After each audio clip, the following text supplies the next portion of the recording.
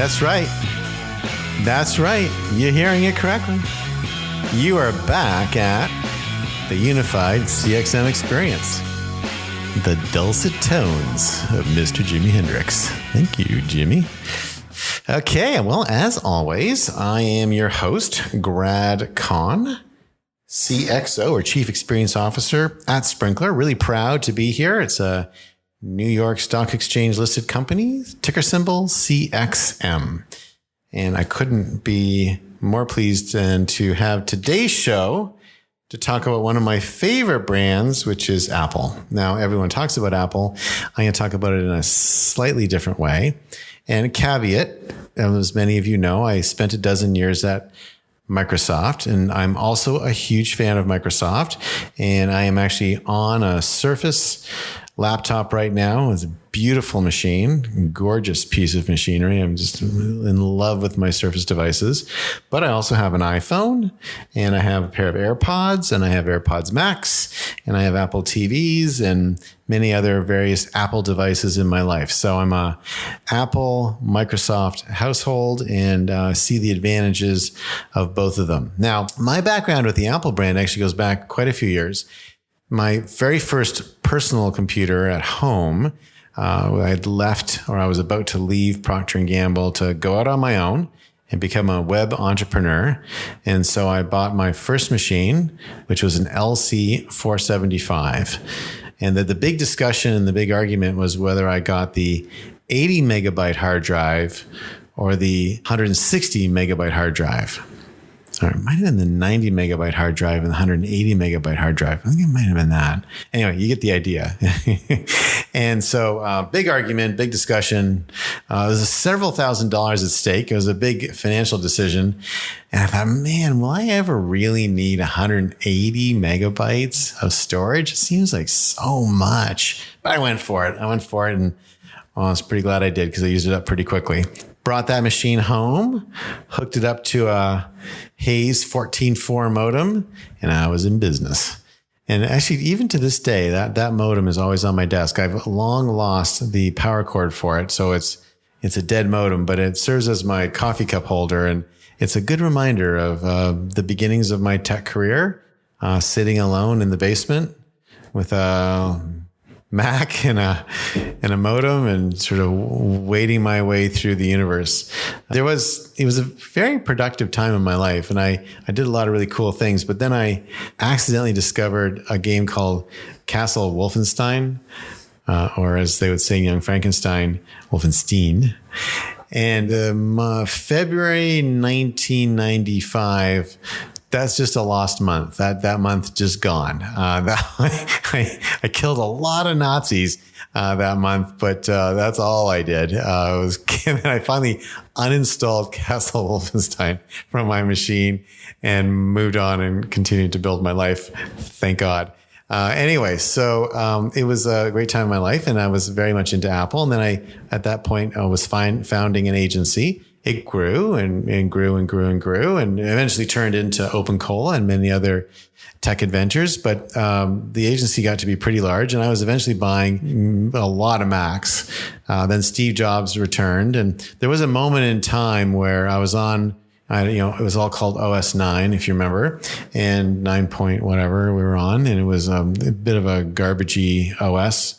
It was the only thing you could use because in Toronto, all the agencies used Macs. And if you didn't, and the printing houses, like if you weren't on a Mac, you couldn't really be in the business. And so I was investing in Macs, but at the same time, everyone's talking about how Apple was about to go out of business. So it was quite an act of faith. I was buying machines and buying the peripherals and SCSI drives and Jazz drives and zip drives and all the other kinds of things that went with it, and continuing to invest in all these, high-end Apple machines in my agency. Meanwhile, every day in the business news, it was, how much time does Apple have left and are they going to go under? Steve Jobs returns to Apple. This is not everyone remembers this, but he got a $100 million loan from Microsoft. Microsoft saved Apple, actually for a brief while owned 10% of Apple stock, and then got Steve back on his feet, and then off he went. And the first 3 iMacs, they were aquamarine, first 3 iMacs shipped to Canada went to my agency, Conad. And we used and loved those for many years. I just got rid of the last one recently. So, just my point here is spent millions of dollars on Apple gear and, stood in line for the first iPhones and all the iPhones subsequently and iPads and you name it, and equipped an entire family with all these devices as well. And now a fiance with hers as well. So I've spent a lot of money on Apple stuff. I'm going to go to the store today. I have to pick up a watch charger. So I'm going to go to the Apple store at the top of Fifth Avenue. It's at Fifth Avenue at 60th, in front of what used to be the General Motors building. I'm going to walk in that store and then be like, why are you here? They'll have no idea who I am. No idea. I'm not wearing an Apple Watch, and my phone will probably be not visible. They don't even know if I own any Apple stuff. They have no sense of standing in line in the rain in Seattle for this stuff and the years of devotion and the risks and the, spending money when it looked like it was all going under. They have no sense of any of that. It's like it's kind of a little bit sad, actually. It actually, it's funny. I wanted to do this episode today because I wanted to talk about this, but even just saying this as I'm talking about it, I'm actually feeling actual sadness right now. It's unrequited love. And then next to me or behind me or in front of me will be some other customer who may have never purchased a single Apple product, and they'll get treated. And they'll treat us nicely. I'm not saying they're bad people at the Apple store. They'll be very pleasant, but we'll be treated exactly the same. I think there's a problem there. I think there's a big problem there. And it's a problem that's true across almost all retail brands, but it's quite acute in some of these tech categories where you're not just a buyer, you're also a fan, and you're a fanatic in some ways. And you're also an influencer, and you're also an advocate. You're telling people and showing people how to use them. The buyer community in tech is a very highly involved buyer community. So in a ridiculous world, they would know who I was when I walked in the store. So this is one of our imagination shows. I think I'll sing the imagination song from Epcot that Figment sings.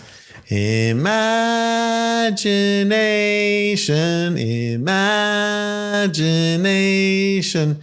I don't have the whole song in front of me, but you get the idea. I want you to look it up while I'm doing this, see if I can find that. It is a great song, and I'm feeling like I want to sing it. Imagination song lyrics. Here we go. Okay. This is a long song. Okay. No, I won't do all of it. This is actually by the Sherman Brothers. I didn't realize that. So it's called Journey into Imagination, One Little Spark by the Sherman Brothers. I got a chance to see Richard Sherman in concert at one of the Disney expos, the Disney D23 expos. It was pretty amazing. So imagination, a dream can be a dream come true with just that spark from me and you. One little spark of inspiration is at the heart of all creation, right at the start of everything that's new. One little spark lights up for you. Imagination. A dream can be a dream come true with just that spark from me and you. One little spark of inspiration is at the heart of all creation, right at the start of everything that's new. One little spark lights up for you. Imagination. A dream can be a dream come true with just that spark from me and you. Oh, I enjoyed that. I didn't think I was going to sing the whole thing, but I just got into it. That was really fun. Anyway, thanks, Sherman Brothers. So here's my imagination for today.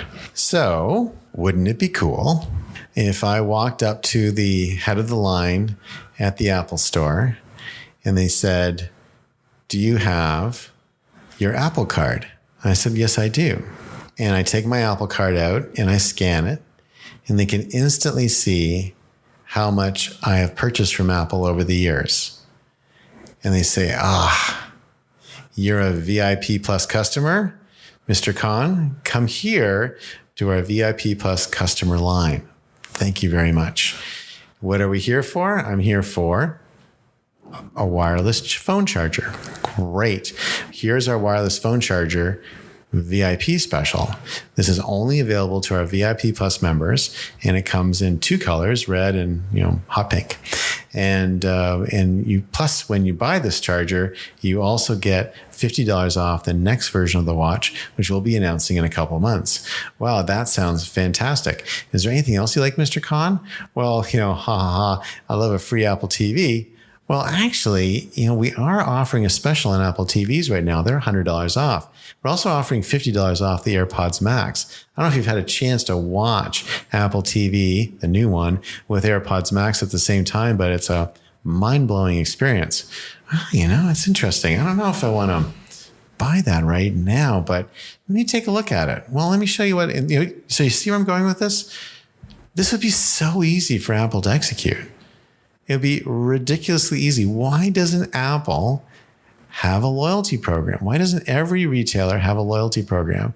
And why can't I present that card and be tiered like I am at hotels and like I am at airlines?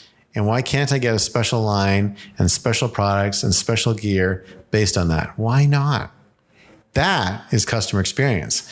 That's something where I become an Apple loyalist. I'll never stop coming back, because I'm treated differently, and I want to bring my friends for them to see how that treatment looks and how that feels and how amazing that is. So that is my imagination for today. That's my desired customer experience. I feel like I want to sing again, but I think I'm going to not do that. I'm getting waved off by Randy on that one. Okay, so I'm getting a no on the singing. Okay, good. Check. All right, I'm done for today.